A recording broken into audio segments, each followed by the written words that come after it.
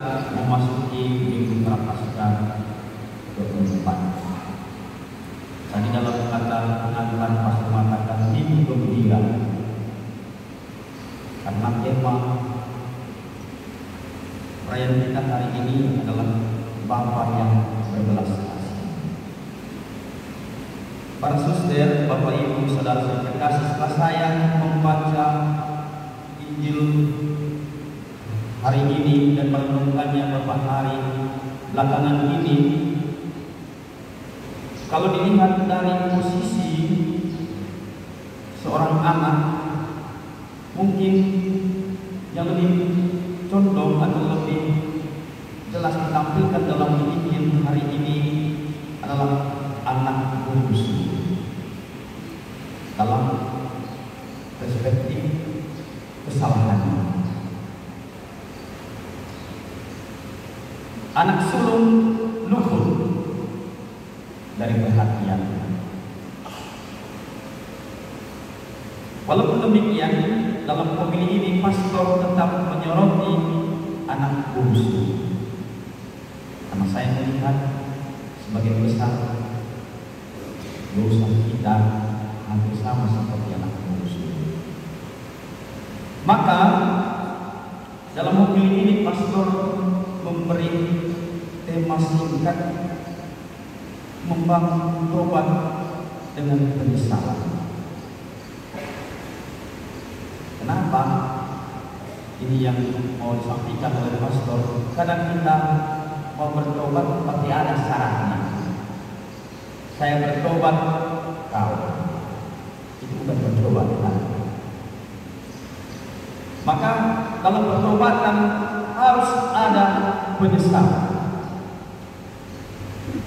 Itulah pertobatan yang tidak murni adalah kalau kita bertobat ada kata, kalau begini saya baru bertobat. Saudara-saudara terkasih, Tuhan Yesus dalam Injil hari ini menerima orang-orang berdosa dan makan bersama-sama dengan mereka. Kedekatan dan keakraban Tuhan Yesus dengan orang-orang berdosa dari satu sisi memang merupakan realisasi dari misinya ke dunia ini. Yesus sendiri pernah berkata, bukan orang sehat yang memerlukan darah, tetapi orang sakit. Jadi pergilah dan pelajarilah arti firman ini, yang dikehendaki adalah belas kasihan dan bukan persembahan. Karena aku datang bukan untuk memanggil orang benar, melainkan orang berdosa. Kehendak Tuhan Yesus adalah belas kasihan, dan biasanya orang yang membutuhkan belas kasihan adalah orang sakit dan orang berdosa. Untuk merealisasikan kehendak dan misinya ini, Tuhan Yesus menerima mereka dan membangun relasi dengan mereka. Ini dari segi sikap Tuhan Yesus. Dari sisi lain, kedekatan dan keakraban Tuhan Yesus dengan orang-orang berdosa lahir juga dari sikap orang-orang berdosa ini. Mereka memang berdosa, tetapi mereka datang kepada Yesus untuk mendengarkan Dia. Jadi ada dua model penyesalan di sini, atau mengatakan menuju pertobatan itu. Pertama itu dari Tuhan Yesus sendiri, karena memang itu misinya. Yang kedua dari orang-orang berdosa yang sadar akan keberdosaannya. Dosa dan kejahatan tidak menjauhkan mereka dari Tuhan. Sebaliknya, dengan keadaan berdosa, mereka tetap datang dan mendekati Tuhan Yesus. Tadi dalam bacaan ini di bagian pertama, pemungut cukai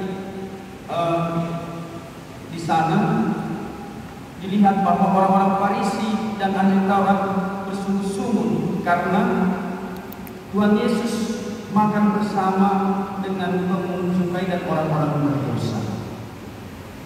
Nah, ini ada kesadaran diri orang-orang berdosa mau selalu dekat dengan Yesus sehingga mereka bisa dihapus dari dosanya.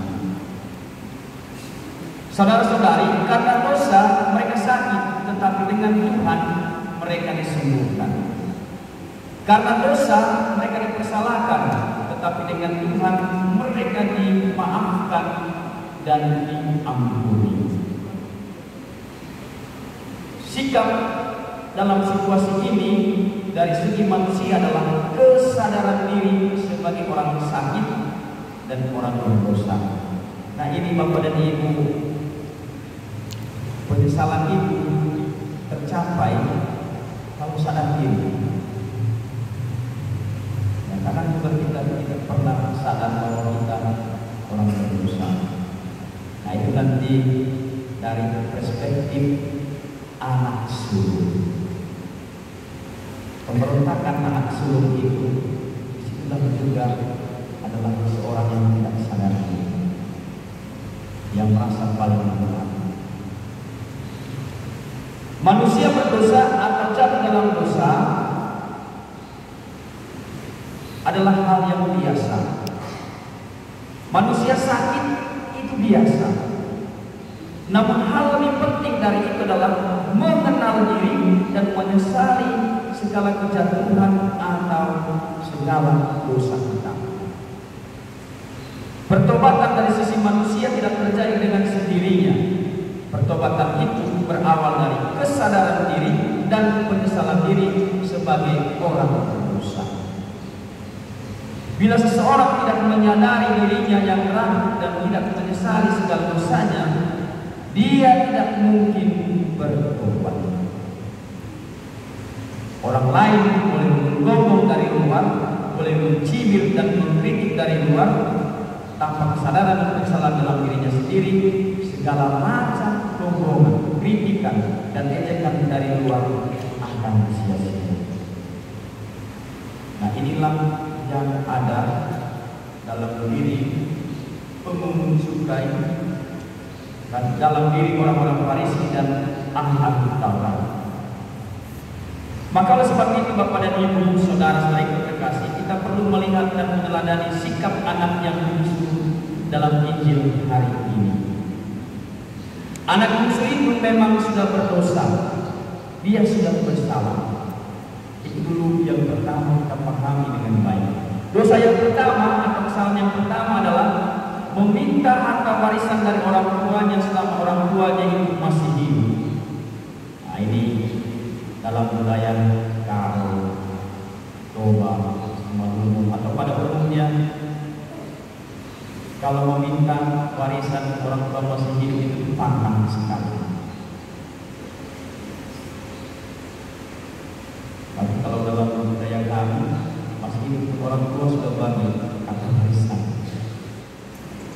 Tapi di sini Pak Pastor pahami bahwa umumnya tidak berlaku demikian.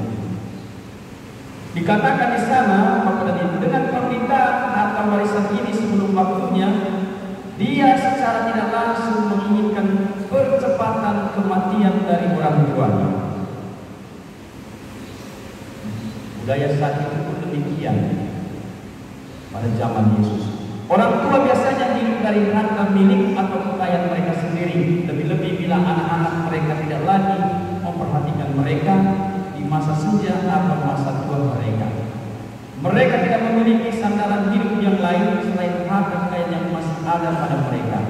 Namun dengan adanya permintaan warisan dari anak yang bungsu itu, mereka secara perlahan-lahan diantar menuju kematian mereka.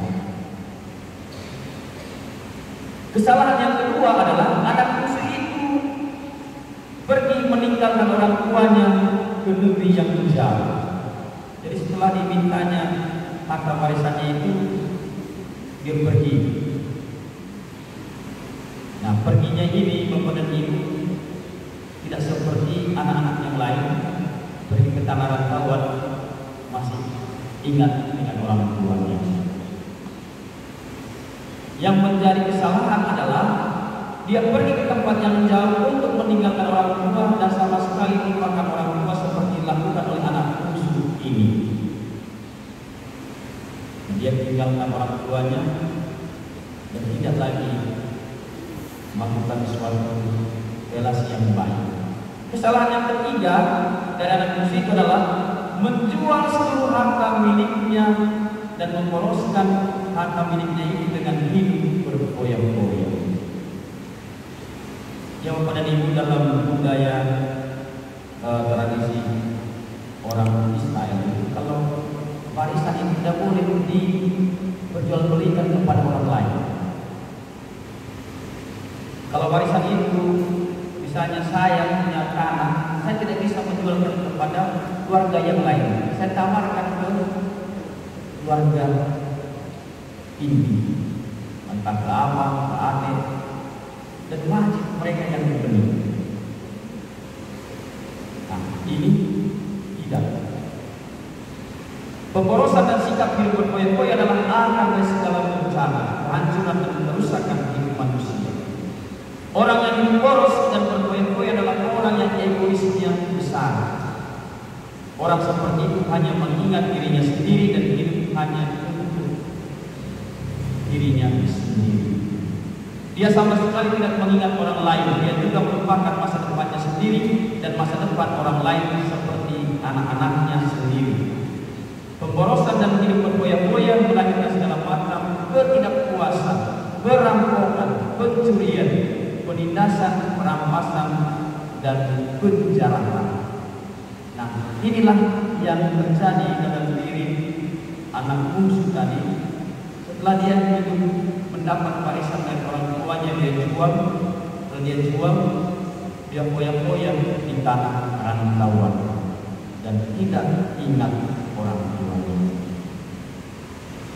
Nah, satu hal yang menarik Bapak dan Ibu, saudara-saudari terkasih, adalah kesadaran akan dirinya yang berdosa dan bersalah muncul dalam diri anak bungsu. Sekalipun dia berdosa dan bersalah, dia menyadarinya dan menyesali segala dosanya. Dalam penderitanya yang hebat, ia lalu menyadari keadaannya, katanya, betapa banyaknya orang makan Bapa yang berlimpah-limpah makanannya. Tetapi aku di sini mati kelaparan. Apakah bangkit dan pergi kepada Bapakku dan berkata kepadanya, Bapa, aku telah berdosa terhadap surga dan terhadap Bapa. Aku tidak layak lagi disebut anak Bapa, tatkala aku sebagai salah seorang upahan Bapa. Maka bangkitlah ia dan pergi kepada Bapaknya. Bapak Ibu, saudara-saudara terkasih, suster, ada beberapa pikiran yang baik dari proses pertobatan anak bungsu ini. Yang pertama, si anak bungsu menyadari keadaannya. Dalam kesadarannya itu, dia melihat dari satu sisi keindahan dan kemewahan serta kelimpahan hidup di rumah orang tuanya. Pada sisi lain, penderitaan, kesengsaraan, dan kemelaratan dan kelaparan yang dialaminya sendiri. Dalam proses kesadaran ini, kita melihat kaitan erat antara penderitaan dan kesengsaraan serta kemewahan dan kelimpahan. Si bungsu itu begitu menderita dan melarat, namun justru dalam penderitaan dan kemelaratan itu, dia masih melihat kemewahan dan kelimpahan hidup di rumah orang tuanya. Inilah salah satu tahap di mana dia kembali sadar dan ingat akan orang tuanya. Oleh karena itu, Bapak dan Ibu, saudara-saudara terkasih, penting sekali dalam hidup kita usaha penyadaran diri. Dinamika hidup antara sakit dan sembuh, kaya dan miskin, terang dan gelap, buruk dan bintang, jatuh dan bangun, dosa dan tobat, serta mati dan hidup, lahir dalam momentum penyadaran ini. Pastor katakan tadi, soal jatuh bangun itu biasa. Tapi yang penting ketika kita jatuh, kita harus sadar bahwa kita adalah manusia rapuh. Dalam rangka itulah kita harus bangkit komitmen baru untuk menyadarkan diri kita pada kehidupan yang baru dengan kata lain bertobat. Maka Bapak dan Ibu saudara terkasih, kita tidak hanya memandang penyakit, tetapi juga kita harus melihat atau memandang bahwa dalam penyakit itu ada harapan untuk kesembuhan, ada harapan untuk sehat. Kita tidak hanya menjumpai kemiskinan, tetapi dalam kehidupan seperti itu kita juga ada harapan bahwa Tuhan memberikan berkat bagi kita. Kita tidak hanya menghadapi kegelapan, tetapi dalam situasi gelapnya hidup kita juga harus ada harapan bahwa ada terang yang akan menerangi hidup kita. Kita tidak hanya menjumpai kebodohan, tetapi juga dalam situasi itu kita harus sadar juga bahwa kita juga mampu melihat hal-hal yang pintar dan pandai. Kita tidak hanya jatuh, tetapi juga harus ada harapan untuk bangun kembali. Dan yang paling dasar adalah kita tidak hanya berdosa, tetapi kita juga harus ada harapan penyesalan untuk bertobat. Inilah pentingnya momentum penyadaran diri. Sebab itu dalam hidup upayakanlah dan ciptakanlah selalu momentum penyadaran diri. Dalam momentum penyadaran diri itu, Santo Agustinus mengatakan, jangan mengembara jauh dan luas, tetapi kembalilah ke kedalaman hati. Dalam batin manusia kesemayamlah kebenaran tentang diri kita manusia yang otentik, indah dan istimewa sebagai gambar Allah. Ketika kita jatuh kepada Ibu, jangan jauh-jauh kita pergi, tapi datanglah ke dalam hati kita, karena dalam hati kita, sanubari kita, gambar Allah itu akan muncul kembali.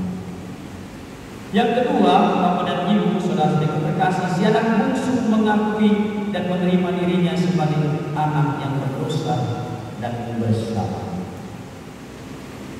Jadi di sana dikatakan tadi, aku tidak layak lagi disebut anak Bapa. Tapi apa yang terjadi?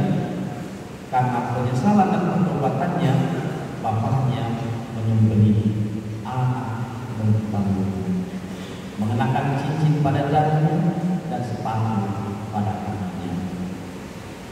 Bapak Ibu, saudara-saudara yang terkasih, kita bagaimana? Sebelum kita bertobat, hendaknya lebih dahulu kita mengakui dosa dan kesalahan kita. Kalau kita tidak mengakui dosa kita atau menyembunyikan kesalahan kita, hal itu sama dengan kita menanamkan dosa dan kesalahan kita itu agar banyak menghasilkan buah-buah kejahatan. Menurut seorang pemikir Rusia yang namanya Sol Jensen, dalam pengalamannya setiap hari dikatakan yang demikian, dengan berdiam tentang kejahatan yang keji, dengan menguburkannya jauh di dalam diri kita menanamnya. Telah kejahatan yang kita tanam itu pun akan tumbuh berlipat ganda. Ini akibat buruknya kalau kita tidak mengakui dosa dan kesalahan kita. Jika pengakuan dosa datang dari orang mati, orang yang mengakui itu hidup. Dan jika ia mengaku dosanya, tentu saja dari kematian dia kembali kepada kehidupan.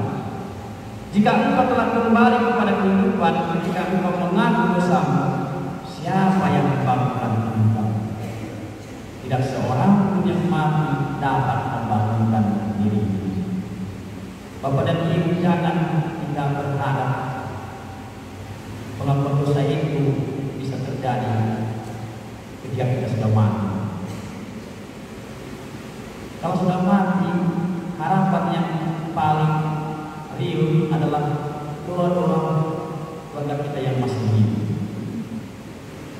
Dia melupakan dosa kita.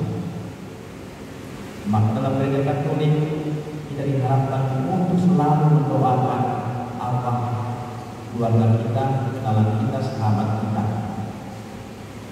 Karena dengan doa-doa kita itulah kekuatan Allah itu akan terjadi.